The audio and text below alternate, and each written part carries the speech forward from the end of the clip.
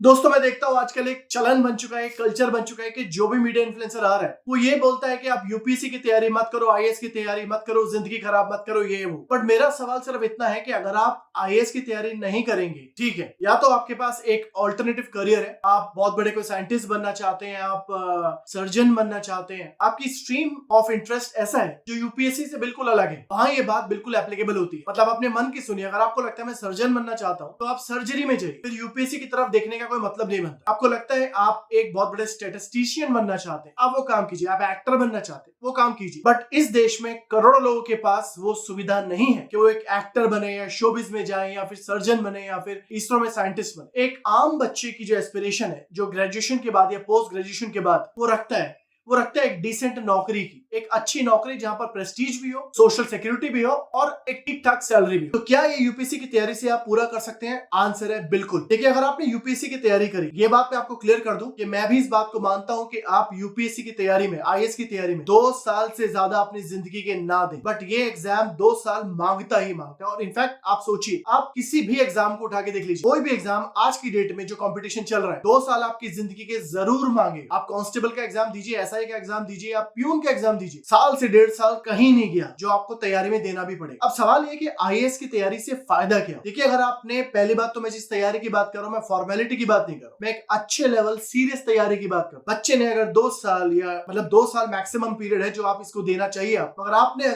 लग के 1-1.25 साल अच्छी सीरियस तैयारी करी है तो इस देश में होने वाले मैक्सिमम एग्जाम्स के लिए आप तैयार हो जाते हैं। आप किसी भी स्टेट की पीसीएस को उठा के देखिए, आप स्टेट पीसीएस के लिए तैयार हो जाते हैं। जो स्टेट स्पेसिफिक नॉलेज है वो आपको 10 से 15 दिन में आप क्रिएट कर सकते हैं, तो आप पीसीएस के लिए तैयार हो जाते हैं। आप किसी भी इंश्योरेंस कंपनी के एग्जामिनेशन, चाहे वो एलआईसी हो या जीआईसी हो, आप उनके लिए तैयार हो जाते हैं क्योंकि लगभग सिलेबस ओवरलैपिंग है। आप अगर इंस्पेक्टर लेवल का एग्जाम देना है, कांस्टेबल लेवल का एग्जाम देना है, सीएपीएफ का एग्जाम देना है, एसएससी का एग्जाम देना है, यूपीएससी की एक अच्छी तैयारी के साथ आप इन सारे एग्जाम्स के लिए तैयार हो जाते हैं। आप बैंक पीओ बनना चाहते हैं, आप आरबीआई ग्रेड बी ऑफिसर बनना चाहते हैं, इन सारे एग्जाम्स का एक तैयारी हो सकती है, वो है यूपीएससी। बट मैं बार बार यूपीएससी ही क्यों बोल रहा हूं? मैं इसलिए बोल रहा हूं क्योंकि यूपीएससी की जो स्टैंडर्ड्स है वो बाकी एग्जाम से थोड़े हाई है, सिलेबस बड़ा है, कॉम्प्रिहेंसिव, डिफिकल्टी लेवल भी थोड़ा ज्यादा होता है। तो अगर आपने इस लेवल के एग्जाम की तैयारी कर ली तो जो एग्जाम इस लेवल पे है उनके लिए ऑटोमेटिकली आप तैयार हो जाते हैं। तो दोस्तों, मेरा मतलब सिर्फ ये बोलने का है, आप तैयारी का जो स्टैंडर्ड है, ग्रेड है, हाई लेके चलिए। जब आपने ये तैयारी कर ली है तो बाकी के सारे एग्जाम आप थोड़ी सी मेहनत के साथ, थोड़े फोकस के साथ इजीली क्रैक कर सकते हैं। और ये मैं आपको अपने तजुर्बे से बता रहा हूँ। इनफैक्ट एक टाइम ऐसा आ जाता है कि बाकी एग्जाम आप ऐसे क्लियर करने लग जाते हैं कि आप उनकी वैल्यू भी करना बंद कर देते हैं, क्योंकि जो चीज आसानी से मिल जाती है हम उसकी वैल्यू कम करते हैं। मगर सवाल यहाँ पर ये है, वो चीज जो आसान लग रही है वो क्यों लग रही है? क्योंकि आपने यूपीएससी आईएएस एग्जाम की तैयारी अच्छे से करी। मगर ये बात मैं भी बोलूंगा कि आईएएस एग्जाम हो या कोई भी एग्जाम हो, अपने जिंदगी के 5-6 साल उस एग्जाम के लिए मत लगाइए। 2 अटेम्प्ट दीजिए, सीरियस अटेम्प्ट दीजिए, सीरियस मतलब अच्छी तैयारी के साथ दीजिए। और अगर आपकी फाइनेंशियल कंडीशन ऐसी है कि कोई और काम करते करते आप यूपीएससी की तैयारी कर सकते हैं, मान लीजिए घर में आपका बिजनेस चलता है, 2 अटेम्प्ट फोकस के साथ दीजिए, सिर्फ इस पे फोकस कीजिए। उसके बाद कोई घर में बिजनेस है, आपको लगता है 2 अटेम्प्ट के बाद सिलेक्शन नहीं हुआ, फिर एग्जाम देना है, कोई बात, घर में बिजनेस चलता है, उसका पार्ट बनिए, उसको सीखिए, साथ साथ एग्जाम दीजिए। तब तक कोई और नौकरी लग जाती है, नौकरी भी चाहिए, साथ साथ एग्जाम दीजिए। 2 साल की डेडिकेटेड तैयारी चाहिए होती है। उसके बाद प्री और मेन से पहले अगर आप 1 से 1.5 महीने की छुट्टी भी लेके तैयारी करते हैं तो आप आईएएस को जस्टिफाई करते हैं। आईएएस एग्जामिनेशन की तैयारी जो डिमांड करती है आप उसे पूरी कर सकते हैं। तो मेरा